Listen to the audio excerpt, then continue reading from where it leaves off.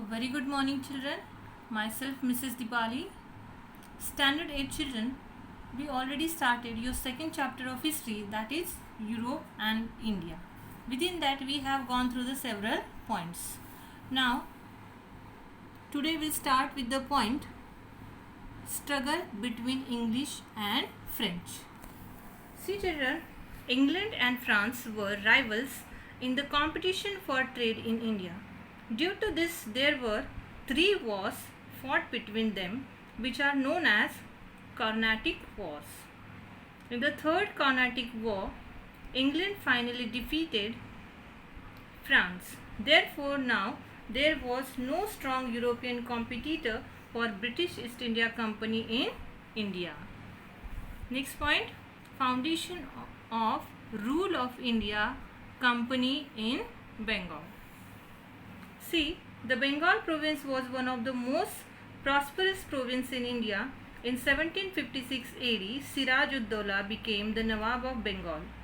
East India Company officers misused the trade concession obtained from Mughal Emperor in Bengal province. The English built fortification around the factory at Kolkata without the permission of the Nawab. Hence, Siraj-ud-Dowla captured the factory at Kolkata. This created discontent in England. Robert Clive diplomatically bribed Mir Jafar, the commander-in-chief of the Nawab's army, and also promised to make him the Nawab of Bengal. Nawab Siraj-ud-Dowla and the British troops met at Plassey in 1757 AD. But under the leadership of Mir Jafar, the Nawab's army made no move to actually join the battle, and hence Siraj-ud-Dowla was defeated. Mir Jafar became the Nawab of Bengal with the support of British, but later he started protesting against the British.